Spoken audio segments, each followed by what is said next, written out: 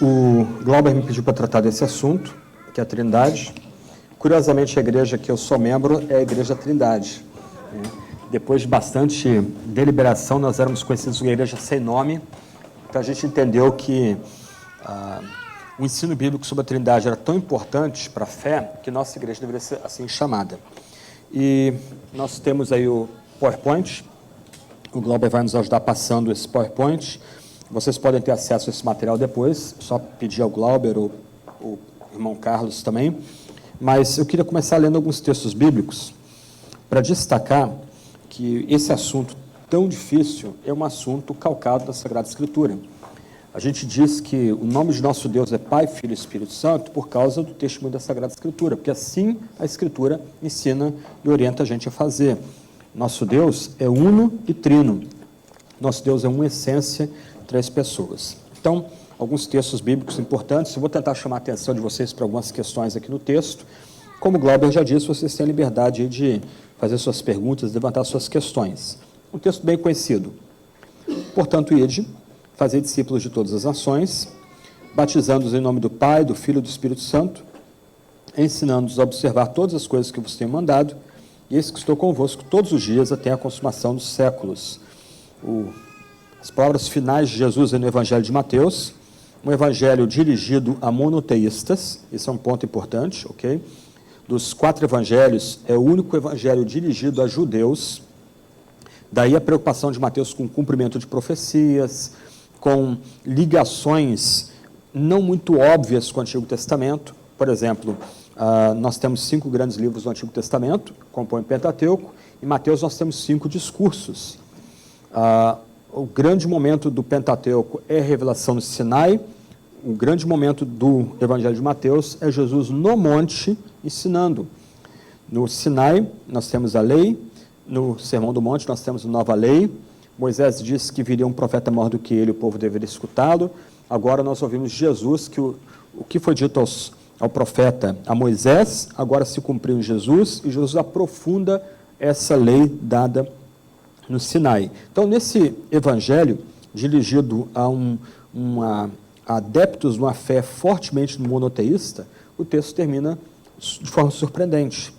Ele diz que nós devemos ir a todas as nações, discipulando os habitantes dessas nações e batizando-os em nome do Pai, do Filho e do Espírito Santo. O ponto aqui do evangelista é que nosso Deus, o nosso único Deus, é Pai, Filho e Espírito Santo. E é nele que nós somos batizados, nele é que nós somos incluídos, é nele que nós somos unidos. E a ordem aqui também tem que levar a gente tem que perceber a ordem. Pai, Filho e Espírito. A ordem nessa altura aqui tem sua importância. Um outro texto, Paulo aos Romanos, capítulo 1, verso 1 a 4, o texto diz: Paulo, servo de Jesus Cristo, chamado para ser apóstolo, separado para o Evangelho de Deus, que ele antes havia prometido pelos seus profetas nas Santas Escrituras, acerca de seu filho, que nasceu da descendência de Davi, segundo a carne, e que com poder foi declarado Filho de Deus, segundo o Espírito de Santidade, pela ressurreição dentre os mortos, Jesus Cristo. A tradução que eu estou lendo, grafa Espírito de Santidade minúsculo, ok? Mas, na verdade, o Espírito de Santidade é o Espírito Santo. E algumas versões que os irmãos têm em mãos aí vão grafar o Espírito como maiúsculo, como destacando aí o ser pessoal, que é um com o Pai e com o Filho. Então, Paulo, no texto de abertura da sua principal carta, ele vai se apresentar como servo de Jesus Cristo, separado para anunciar o Evangelho de Deus, e esse Evangelho, que foi revelado outrora na Sagrada Escritura, é acerca do Filho de Deus, Jesus Cristo, que é da descendência de Davi, segundo a carne, foi declarado Filho de Deus porque morreu e ressuscitou por obra do Espírito de Santidade. Porque aqui é diferente, aqui em vez de Espírito Santo, é Espírito de Santidade. A ideia aqui é que esse Espírito, que é um ser pessoal, junto com o Pai e o Filho, ele atribui santidade. Espírito Santo, o Espírito é santo em si mesmo. Ele é o Espírito Santo da parte do Pai e do Filho. Mas agora aqui, esse Espírito que ressuscita a Jesus dentre os mortos, ele também atribui santidade, ele tem o poder de tornar homens e mulheres santos. A ordem também permanece, Deus, Evangelho de Deus, o Pai, acerca do seu Filho Jesus, que é o Filho de Deus, e que foi ressuscitado por meio do Espírito Santo. Então, é mencionado Deus, o Filho e o Espírito. Em 1 Coríntios 12, 4 a 6, Paulo está lidando ali com as tensões dentro da igreja em Corinto, divisões, cismas. Os crentes em Corinto entenderam a necessidade da igreja ser una, e aí o que ele faz? Ao tratar dos dons espirituais, que é um tema polêmico naquele contexto, ele vai dizer, ora, a diversidade de dons, mas o Espírito é o mesmo. A diversidade de ministérios, mas o Senhor é o mesmo. A diversidade de operações, mas é o mesmo Deus que opera tudo em todos. Alguns intérpretes têm sugerido que Senhor e Deus se refere ao Espírito. O Espírito é Senhor, o Espírito é Deus. Mas, olhando todo o contexto de 1 Coríntios 12, 13 e 14, não é bem isso que Paulo está querendo ensinar, a divindade do Espírito. Ele quer ensinar que, ainda que haja um Deus, esse Deus é diverso. E assim a igreja também tem que espelhar unidade e diversidade. Então ele fala do Espírito, dando diversidade de dons, fala do Senhor Jesus, ofertando diversidade de ministérios, e fala de Deus o Pai, operando tudo em todo por meio de operações extraordinárias ou ações extraordinárias. Então, a forma da igreja, a existência da igreja, a forma da igreja se organizar é baseado no fato de que Deus é um e é três. Ele é uma unidade, mas há uma diversidade dentro de Deus. Então, a igreja, ao mesmo tempo, luta para ser una, mas essa igreja inclui os vários dons, os vários talentos, os vários ministérios, as várias operações que Deus dá para essa mesma igreja.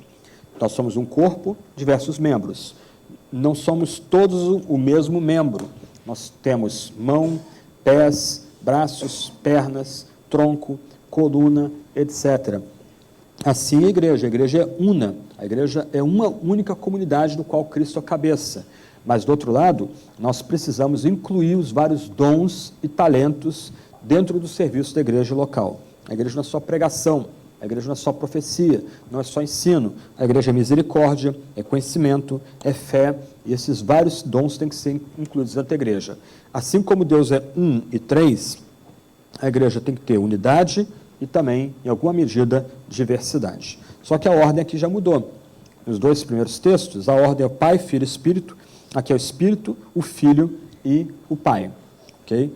Essa mudança agora começa a ter importância também. Outro texto, 2 Coríntios 1, versos 20 e 22. Pois tantas quantas forem as promessas de Deus, nele, Jesus Cristo, está o sim. Portanto, é por ele o amém, para a glória de Deus por nosso intermédio.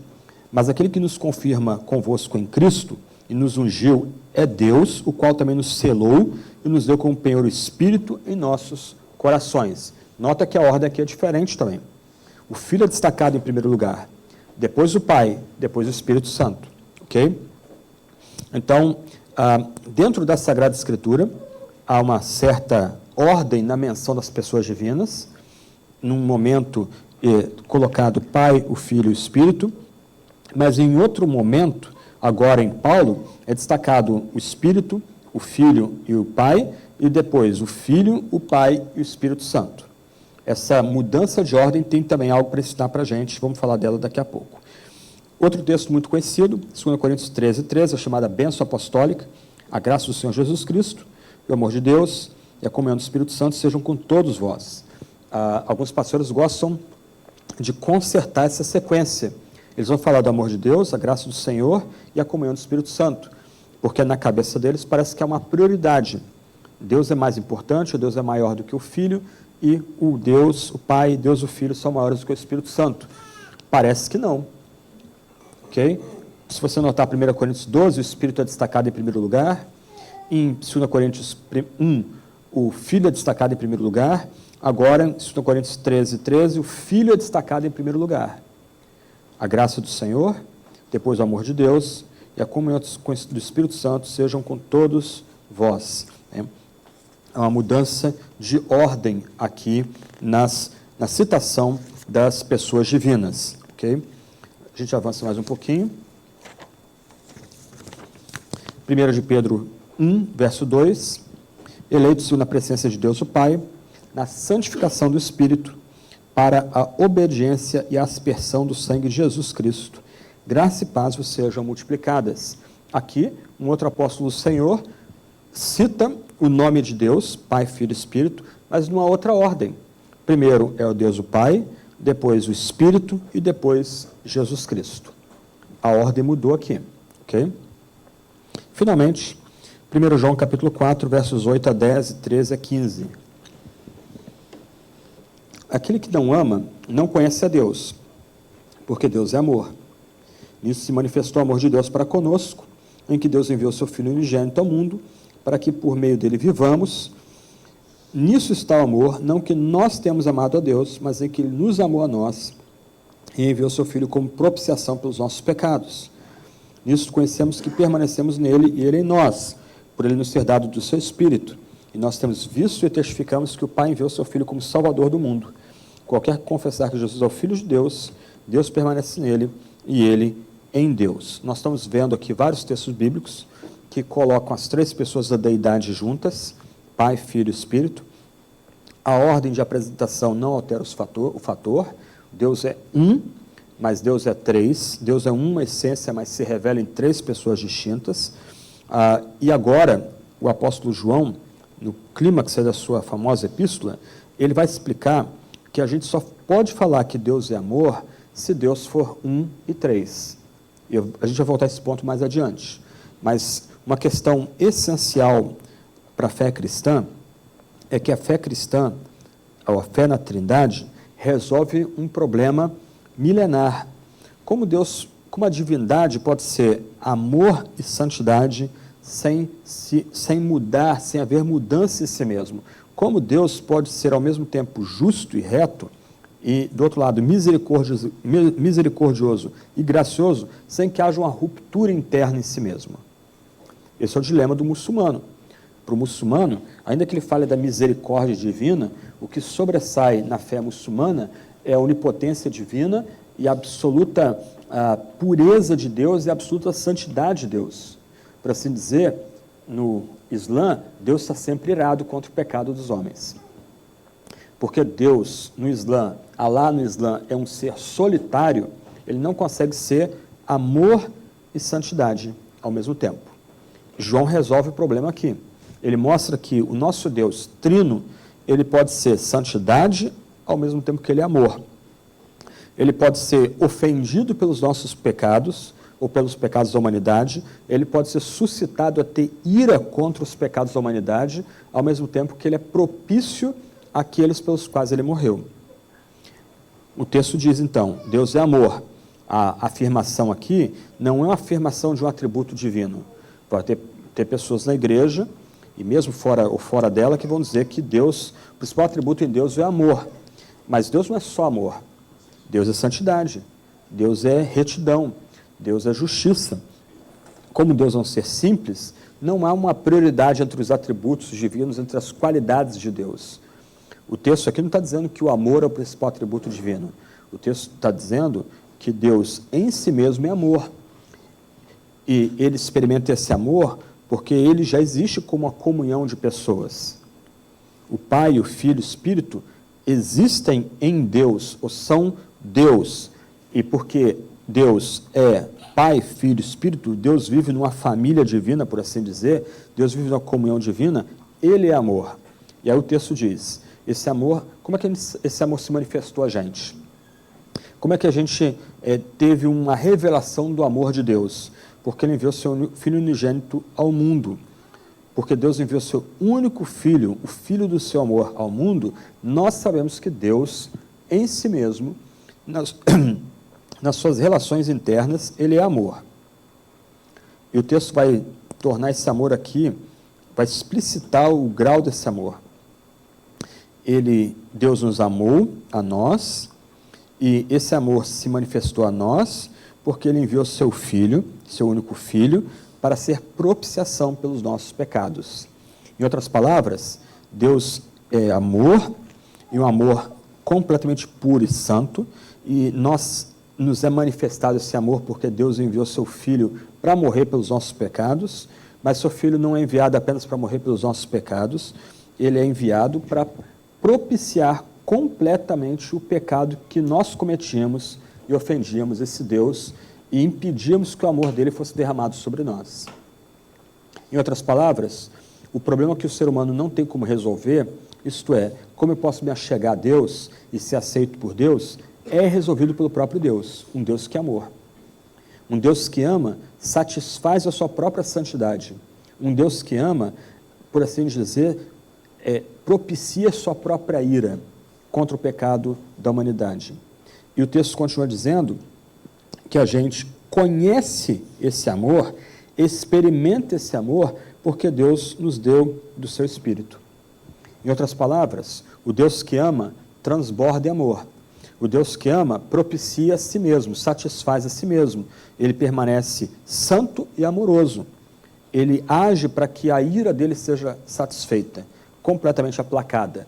E mais do que isso, nós não apenas temos uma revelação desse amor na cruz sangrenta de Jesus Cristo. Nós participamos desse amor, se fomos propiciados pelo sacrifício de Cristo, porque o Espírito Santo foi derramado sobre nós, e aí nós somos incluídos nessa comunhão de amor. Na oração eu falei, no sermão eu falei em algum momento, que nós oramos para conhecer a Deus. Nós somos salvos para entrar nesse relacionamento de amor que existe desde antes do tempo ser criado. Deus sempre foi amor, Deus sempre existiu como amor. Em algum momento ele decidiu transbordar em amor por meio do seu Filho e do seu Espírito. E agora nós somos incluídos, ao experimentar amor, nós somos incluídos nesse círculo inquebrantável de amor que existe em Deus. Nós somos salvos, então, para amarmos a Deus, experimentarmos o amor que há em Deus. E não há outro amor parecido com esse, como João estabelece aqui. Então, nesses vários textos bíblicos, nos é colocado diante de nós que o Deus cristão é uno, mas ele também se apresenta, ele se revela como três. Em alguma medida que a gente aceita pela fé, mas não entende, de um lado, a unidade em Deus. Deus é o único ser vivo e existente em toda a criação. Esse Deus existe de eternidade a eternidade, mas esse Deus existe como uma comunhão de amor, uma comunhão transbordante de amor desde antes da fundação do mundo. E a forma de lidar com os nomes é importante. Algumas vezes a gente viu a citação da apresentação tradicional da Trindade, a gente é instado a fazer discípulos e batizar pessoas no nome do Pai, do Filho e do Espírito. Outras vezes, o Filho é destacado em primeiro lugar antes do Pai. Outras vezes, o Espírito é destacado antes do Pai. Outras vezes, o Pai é destacado e depois não importa a ordem, ou o Filho ou o Espírito são igualmente destacados. Qual o ponto aqui? A ideia de Deus se revelar a nós como Pai, Filho e Espírito Santo é que Deus escolhe palavras que qualquer criança pode entender para revelar a nós que Deus sempre existiu como uma comunhão de amor na eternidade. Então Deus se serviu de usar palavras que a gente tem familiaridade, Pai, Filho e depois Espírito, para comunicar que ele sempre existiu como uma sagrada comunhão. Só que, do outro lado, ele sempre existiu sem uma hierarquia em si mesmo. Na eternidade, em Deus considerado em si mesmo, Deus sempre existiu como Pai, Filho e Espírito, ou como Filho, Pai, Espírito, ou como Pai, Filho, Espírito, ou Pai, Espírito e Filho. Deus sempre existiu como uma comunhão, onde cada pessoa, e a gente aprende isso em João 17, buscava a glória da outra. Nunca houve um tempo em que houvesse uma hierarquia em Deus. O Pai fosse superior ao Filho, e o Pai e o Filho superiores ao Espírito. O Novo Testamento, João 14 e João 16, vai ensinar que é necessário que o Filho seja glorificado, isto é, morra na cruz, para que o Filho e o Pai juntamente enviem o Santo Espírito. E o Espírito é enviado para que a gente glorifique, ou para que o Filho seja glorificado. E o Filho é glorificado para que o Pai receba toda a glória. Então, num aspecto, eu vou voltar a isso daqui a pouco, num aspecto, quando a gente pensa na Trindade, a gente tem que resistir a pensar nela como um tipo de monarquia, um tipo de hierarquia presente dentro dos seres que compõem, as pessoas que compõem o ser único que é Deus. O que há na Trindade é uma relação de amor, onde cada pessoa busca a glória da outra, onde cada pessoa busca o favor da outra. Quando John Piper, então, começou a popularizar o seu famoso ensino do hedonismo cristão, ensinando que quanto mais a gente glorifica a Deus, mais prazer e alegria a gente tem nele, mais vidas contentes, completas nós vamos ter, quanto mais a gente glorifica a Deus. Pessoas objetaram, mas isso torna Deus egoísta. Buscar a glória de Deus é tornar Deus egoísta. Aí tem duas falhas dessa argumentação. A primeira é que se Deus é Deus, ele tem o direito de exigir que a gente dê glória a ele. Porque ele é o único Criador, o único Redentor, não há outro igual a ele. Agora, do outro lado, quando nós glorificamos a Deus, nós estamos imitando Deus de forma mais profunda, na medida que cada pessoa busca a glória da outra. Cada pessoa busca destacar a outra dentro do próprio ser divino.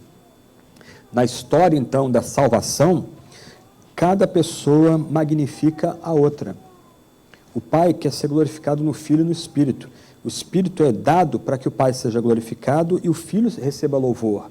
O alvo do Filho é que o Pai seja magnificado e junto com o Pai o Espírito seja derramado para que o Espírito receba seu devido louvor, seja tratado ou reconhecido como o Deus presente na comunidade.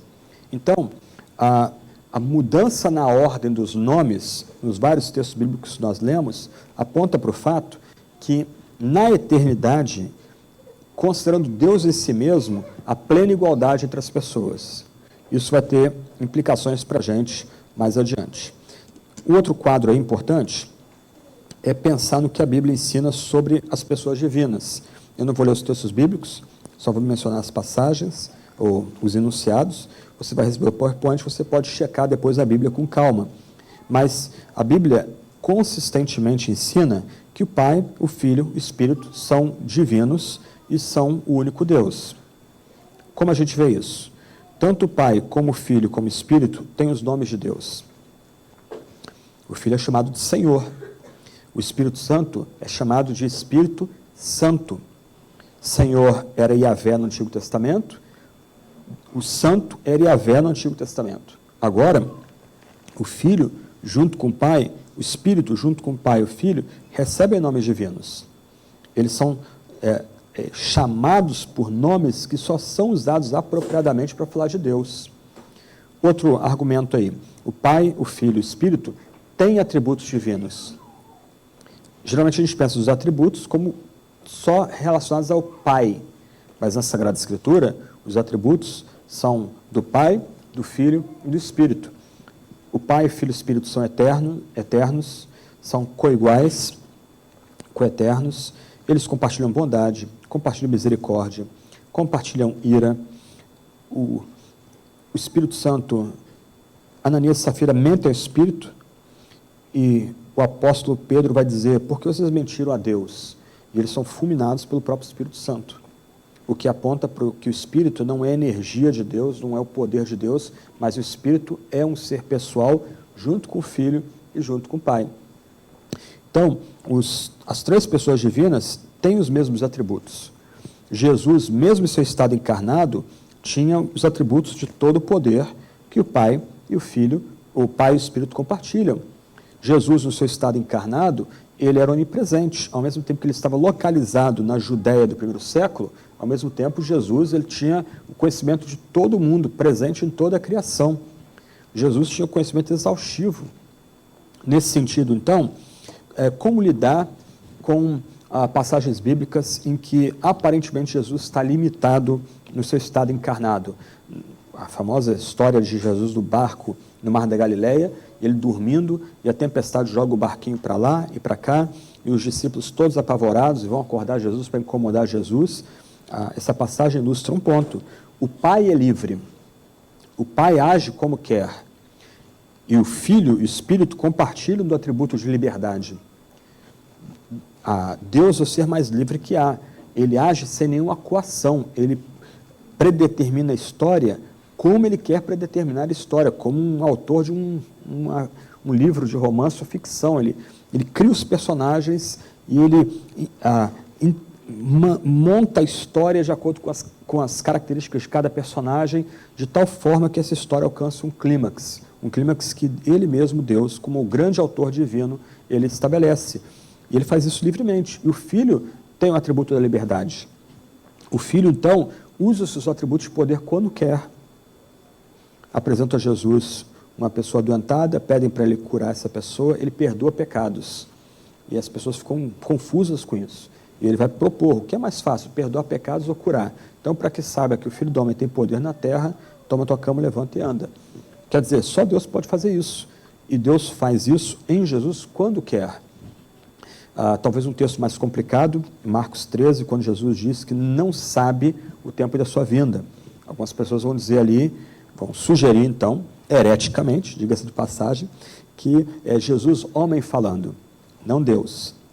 Mas isso não tem como fazer isso. Jesus é sempre Deus e homem no seu estado encarnado. E como Deus e homem, Jesus permanece compartilhando os mesmos atributos com o Pai e com o Espírito. E Jesus permanece poderoso.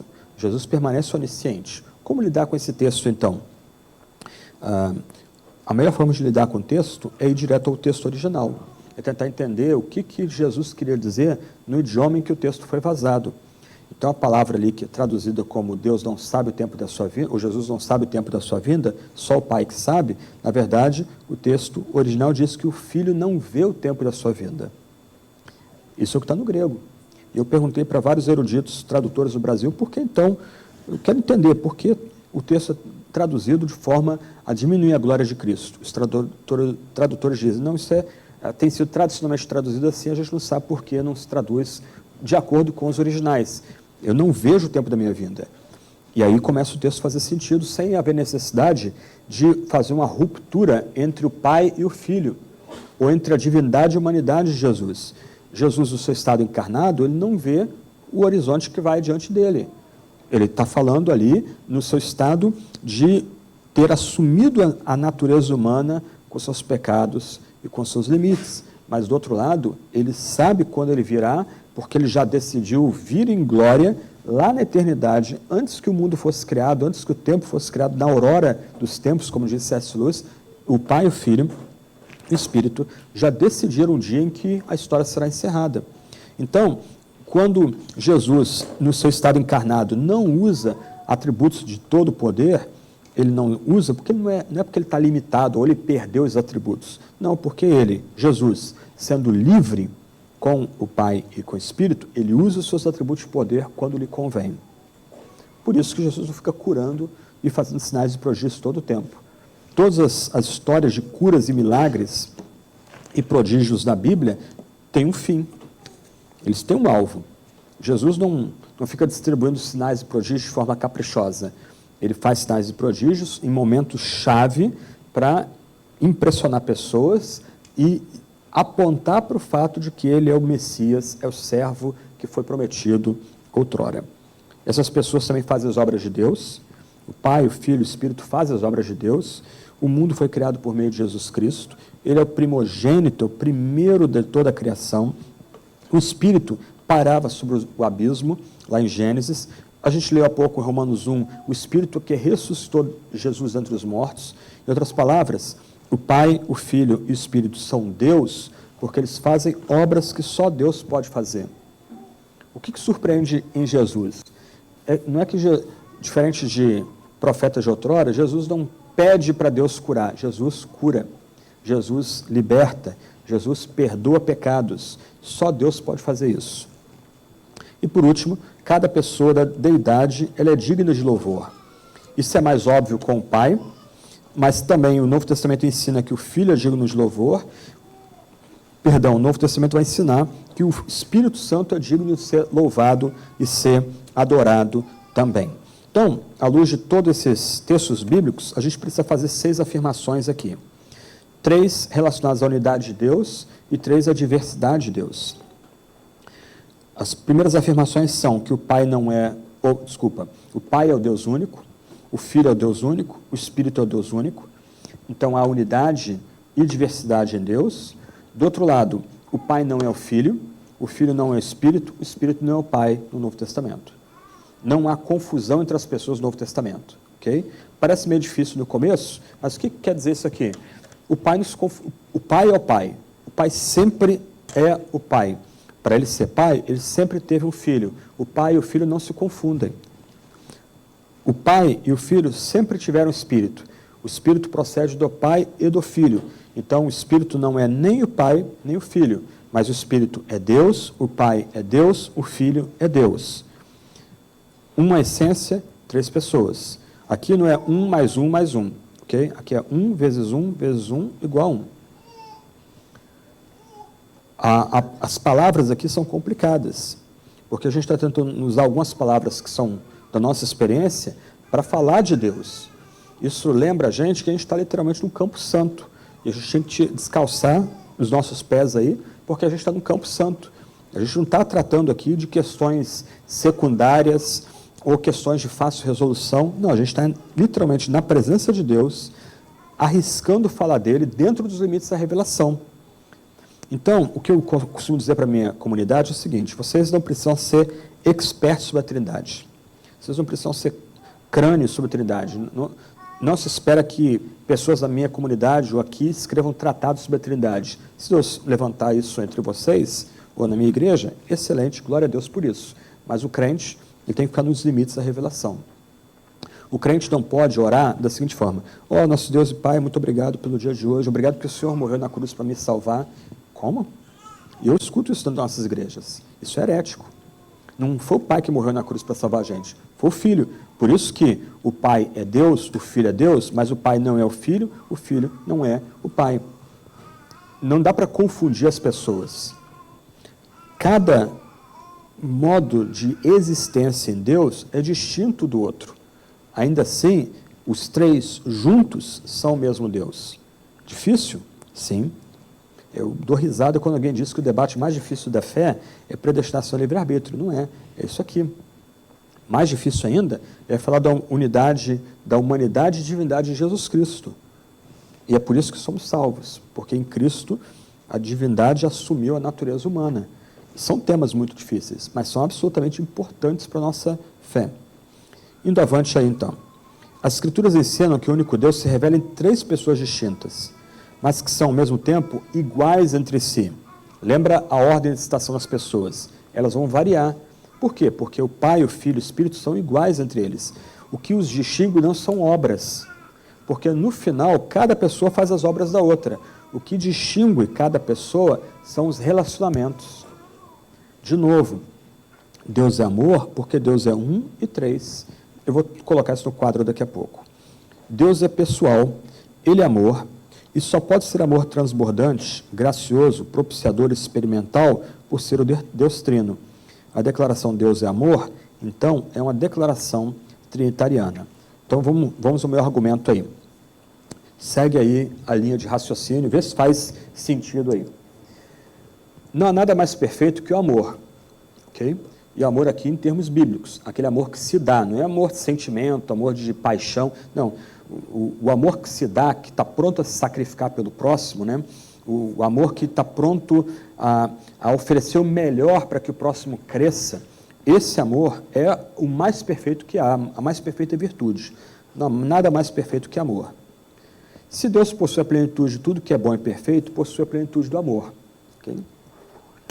Se Deus é a perfeição do amor, o homem, sendo criado conforme a imagem de Deus, deve refletir essa perfeição o máximo possível. Por isso, crescer na experiência do amor é crescer em direção à imagem de Deus e tornar-se mais unido com Ele. Agora, presta atenção, o exercício do amor exige outra pessoa. Ninguém tem amor para si mesmo. O ermitão, vivendo numa caverna, ele não consegue experimentar amor por si mesmo. Ele não consegue amar e ser amado.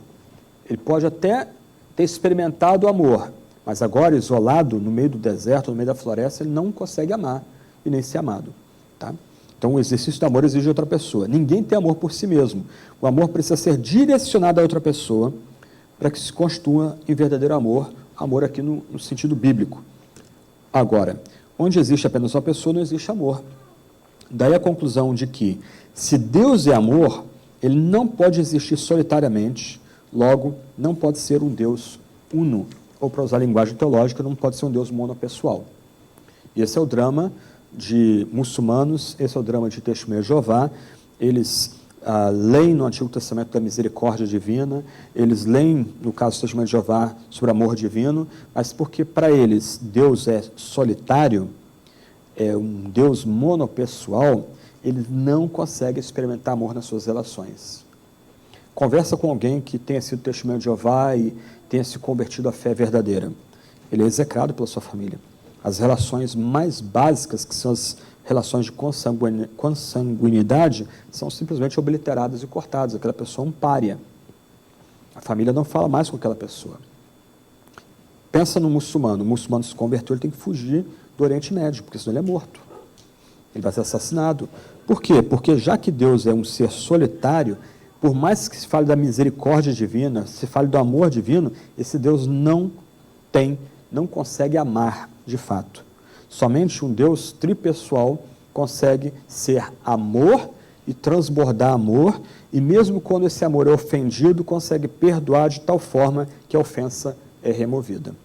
Então, ainda que a doutrina da Trindade seja difícil e seja bem complicadinha, ela é, no final, a base da experiência do amor dentro da comunidade cristã. Nós somos amados por Deus. Nós amamos a Deus por meio do Espírito Santo. Nós agora podemos amar e ser amados dentro da comunidade da fé.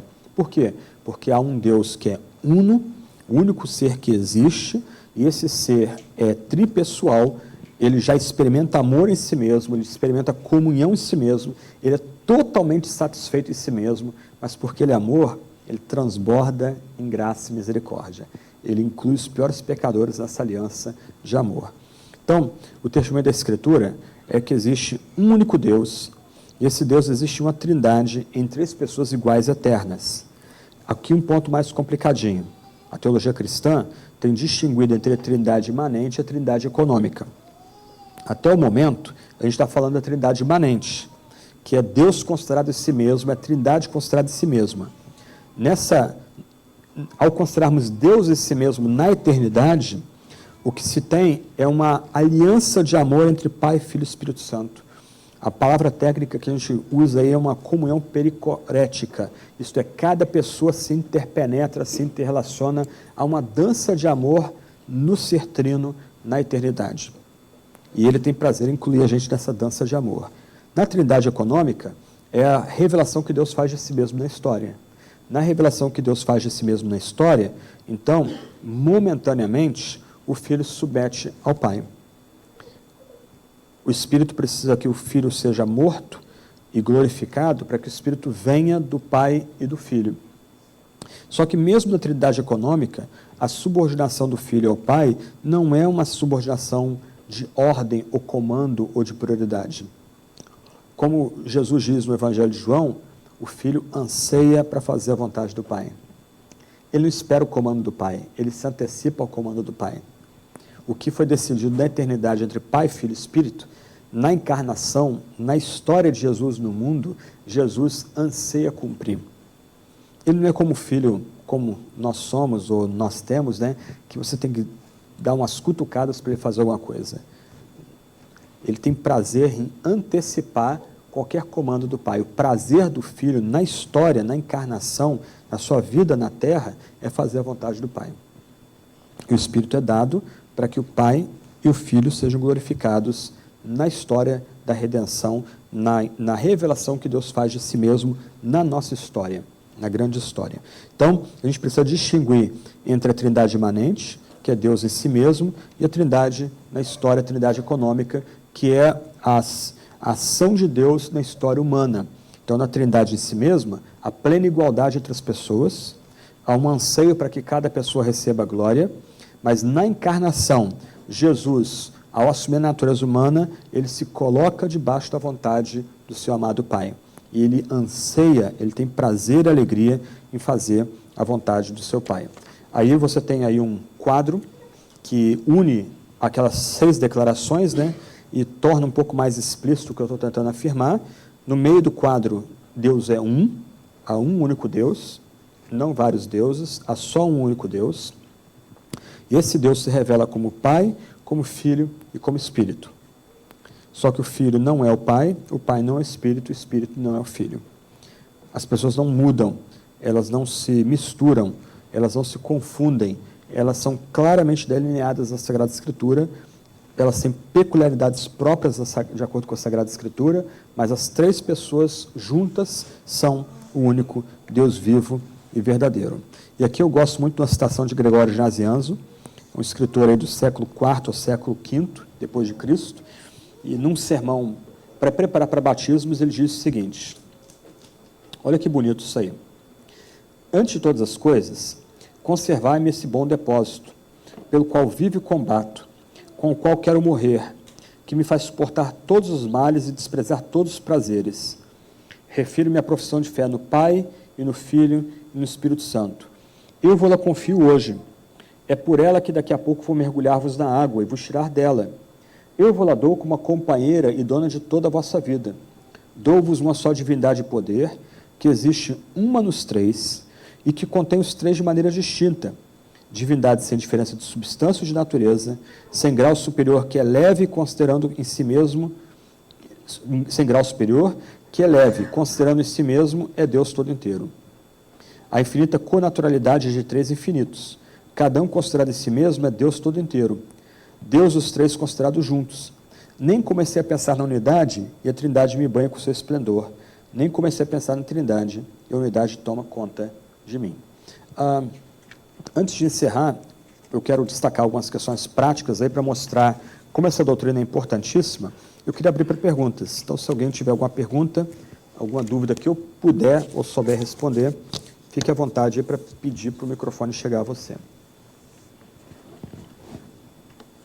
E aí? Não? Ok. Então, também não vou forçar, não. Então, não tem perguntas. Ok. Sim.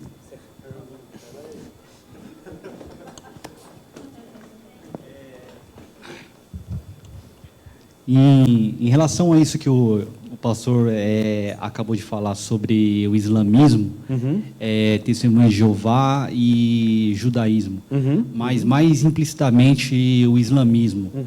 Essa perseguição que o cristianismo ele sofre tem um fundamento profundo nessa doutrina da Trindade, por eles considerarem o Deus uno e não essa parte que o cristianismo faz de anunciar a Trindade?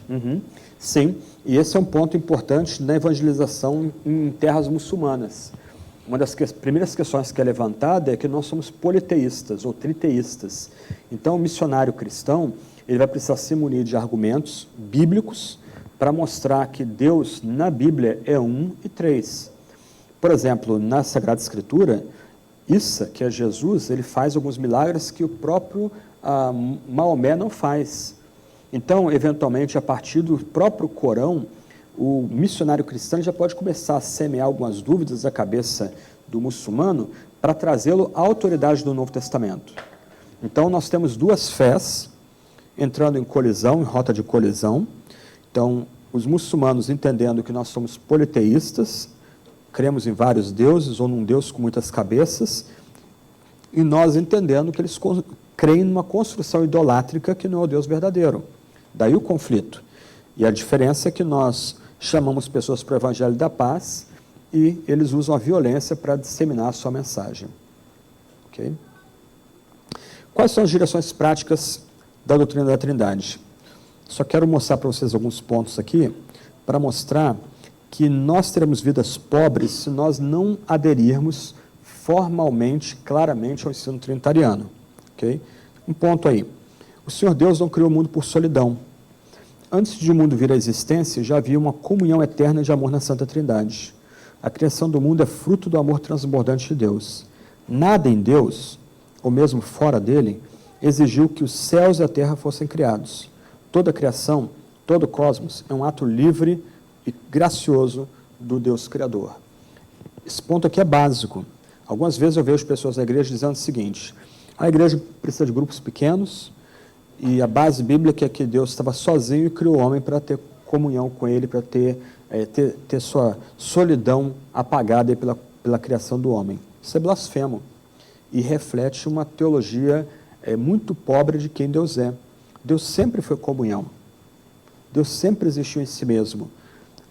A criação do mundo já é um ato gracioso de Deus.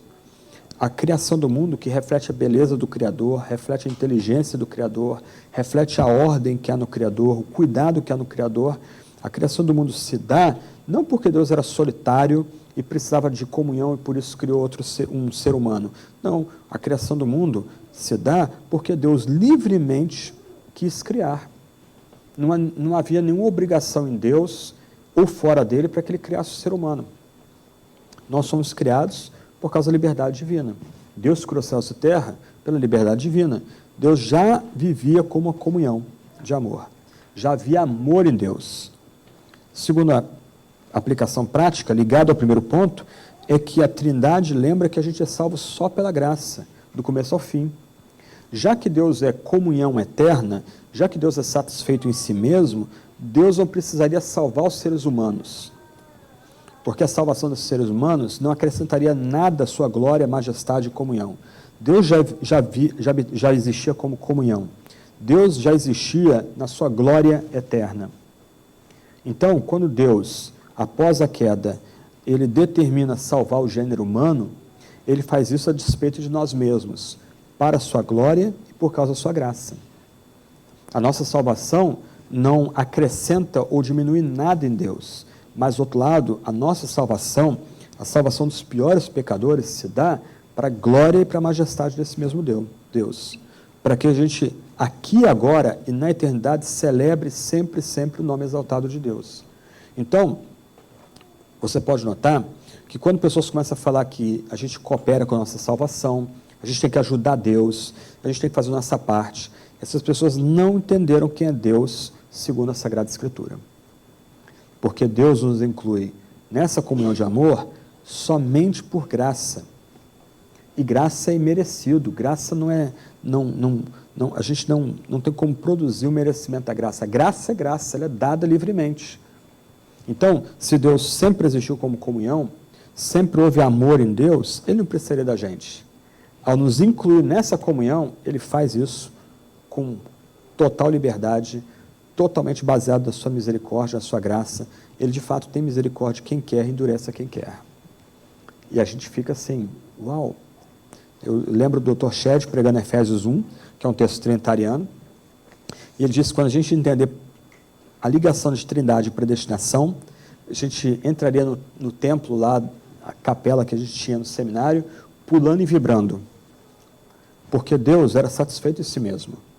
Ao se mover para nós em graça e entregar seu Filho para sacrificar por causa do nosso pecado, o que a gente está tendo é ondas de amor e de graça caindo em cima da gente. Porque Deus não precisa salvar. Nossa salvação não vai acrescentar nada a Deus. Eventualmente, a nossa danação, nossa perdição, faria que a justiça de Deus ecoasse, fosse louvada em toda a criação.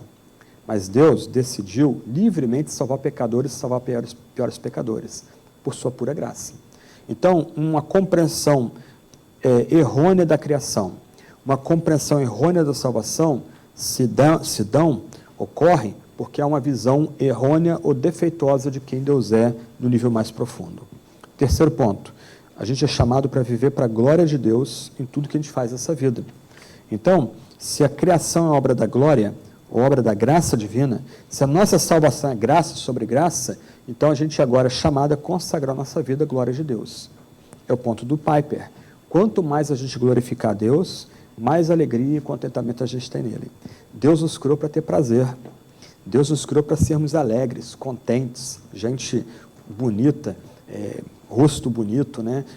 Deus não criou a gente para ser como o Hard lá do desenho, né? Ó vida, ó dia, ó mundo cruel, gente melancólica, gente triste, toda hora acanhada, quebrantada. Não, Deus criou a gente para alegria. E quando a gente glorifica a Deus, quando a gente vive para a glória de Deus, quando nossos atos são santificados para que o nome de Deus seja glorificado, a gente começa a encontrar um contentamento, uma alegria pessoal que o mundo não tem como roubar. É como se o crente estivesse num patamar superior agora. As situações do mundo ali se complicam, mas esse crente está satisfeito em Deus, porque ele vive para a glória do próprio Deus. Deus cria o mundo não por solidão, mas para a sua glória.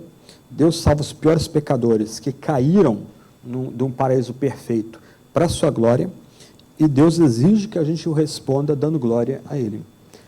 Tudo na vida, então, passa a ser objeto de culto. É surpreendente notar que isso se espalha para tudo que a gente faz. Comer se torna objeto de culto. Ter amizades profundas, verdadeiras, se torna objeto de culto. Nosso trabalho se torna objeto de culto. O carinho de um marido pela esposa, de uma esposa pelo marido, é lugar de culto. O cuidado devido aos filhos se torna um lugar de culto, se torna razão para cultuar a Deus. Em outras palavras, agora, entendendo que tudo que Deus faz é por pura graça, por puro favor, nós respondemos a Deus com todo o nosso ser, cultuando em tudo que a gente faz. O que a gente faz passa a ser memorial para a glória de Deus. Quarto e último ponto. E aqui o mais importante, quer dizer, todos eles são importantes, mas mais um ponto importante então. Como comunidade cristã, chamados a refletir a Santa Trindade, devemos encorajar meios criativos para incluir os vários dons espirituais que Deus concede aos cristãos, lembrando que cada cristão é importante no corpo de Cristo. Isso é um ponto importante aqui. Se Deus é 1 e 3, a igreja também espelha unidade e diversidade. Então a gente precisa, por exemplo, organizar a igreja de tal forma que os muitos dons e talentos que Deus concede a todos vocês aqui sejam incluídos no ministério da igreja. Do outro lado, os cristãos devem estar conscientes de suas responsabilidades de submissão mútua e autodoação.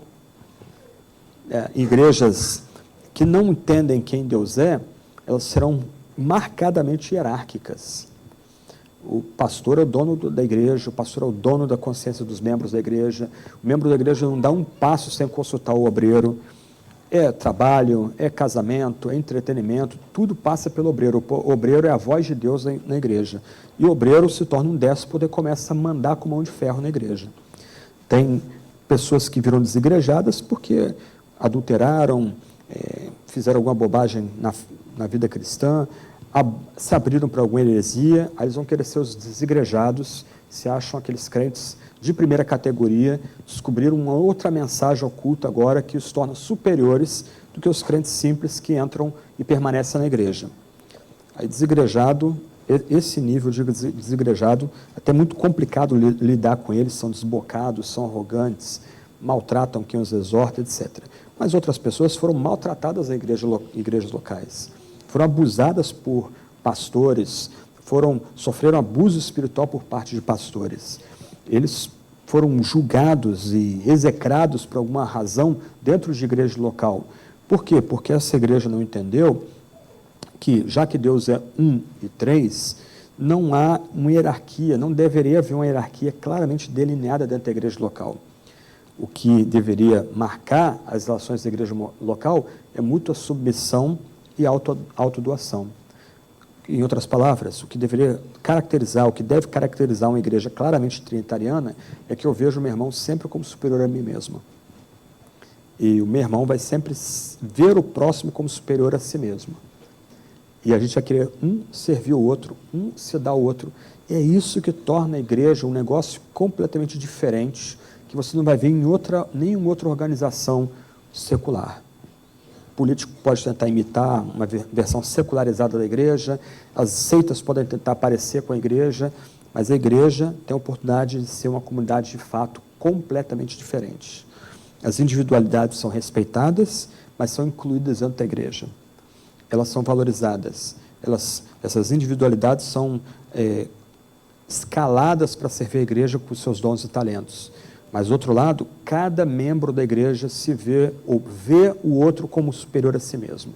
Cada membro da igreja busca servir, está pronto a ver o outro. A gente não pode se iludir. Haverão graus de amizade diferentes dentro da igreja. A igreja é um corpo diverso. E, na medida que ela vai crescendo, isso vai ficando marcado. Os membros mais antigos vão ter saudade quando a igreja era menor. Todo mundo se conhecia, todo mundo batia papo, mas é natural que uma igreja cresça se ela é saudável, ela é banhada com esse amor trinitariano. Só que, ainda que hajam graus de amizade diferentes dentro da igreja, todos nós temos que estar prontos a nos dar ao próximo, a servir ao próximo, a dar glória ao próximo. Uma coisa que eu tento fazer muito na minha comunidade é destacar de público coisas boas. Você quer ganhar um amigo, repreenda-o em particular. Você quer ganhar amigo, elogie as coisas boas que ele faz em público. Então é bonito na igreja ouvir pessoas elogiando publicamente a pregação, mas também pessoas da liderança ou o próprio pastor elogiando quem tocou a música, quem fez uma oração tocante para a comunidade, que pessoas trabalharam para organizar esse espaço, para preparar um lanche. Isso é parte de uma comunidade que é trinitariana de fato. Mais adiante, deve-se investir então em grupos pequenos, retiros e outras formas de comunhão que contribuam para reunir em amor o povo de Deus, exaltando a alegria e o amor da Trindade e prefigurando a comunhão abençoada do paraíso. Em outras palavras, uma igreja que é guiada pela Trindade, é guiada pelo Deus Trino, que aceita como verdadeira esse ensino aqui, essa igreja vai investir pesado em grupos pequenos, em passeios, em retiros, em refeições comunitárias. Como os batistas americanos diziam no passado, se batista não come, ele não cultua. Mas é uma ideia bonita. Em outras palavras, se a gente quer espelhar o Deus Trino, nós temos que investir pesado em... Isso tem que ser deliberado em ocasiões em que nós possamos estar juntos. E aqui não precisa ser só um momento para estudo bíblico. Pode ser um momento para a gente brincar, jogar a conversa fora. Mas se nós queremos espelhar a Trindade, nós precisamos amadurecer no relacionamento pessoal. E quanto mais juntos nós estivermos, e quanto mais nós nos conhecermos e tolerarmos-nos mutuamente, menos tensões e problemas essa comunidade vai ter. Então, se Deus é um e é três, e Ele é uma comunhão de amor, nós somos chamados a espelhar isso entre nós. Às vezes, nessas reuniões de refeição, não precisa falar nada, só orar, dar graças e todo mundo comer junto. Às vezes, esses momentos são ocasião para que incrédulos se convertam. O marido de uma irmã da igreja que não é crente, tem umas barreiras contra a fé cristã, chega aqui numa refeição nossa, ele passa a ser amado. As pessoas riem da piada dele, ouvem ele com atenção. Aí ele diz, espera aí, lá no meu trabalho eu não tenho isso. Na minha escola eu não tenho isso. Por que essas pessoas me tratam assim?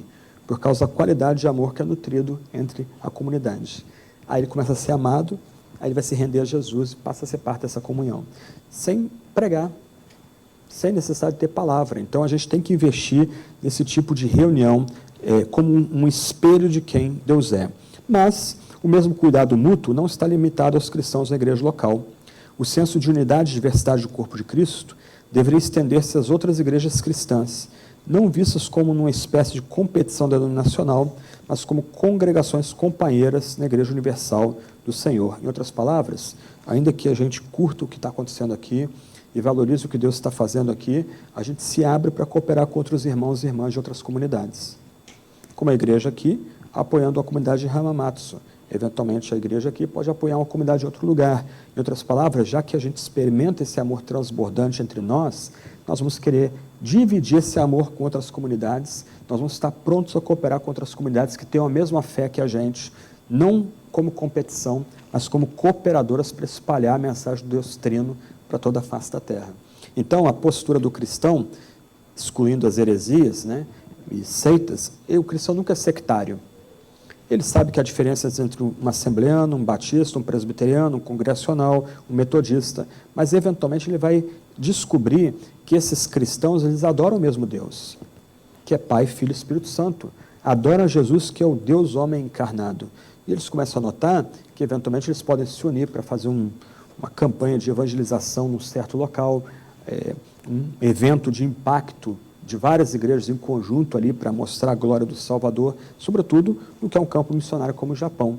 Então, e o último ponto aí, que eu estou desenvolvendo, é que se Deus é um e três, isso deve ser espelhado em nossas relações.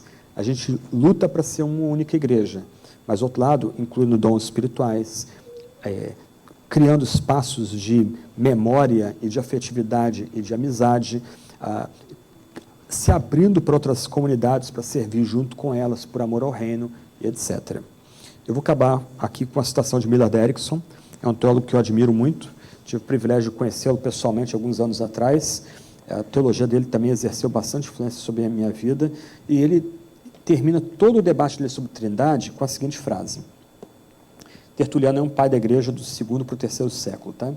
Ele diz assim, parece que Tertuliano estava certo ao afirmar que a doutrina da Trindade deve ser divinamente revelada, não construída por seres humanos.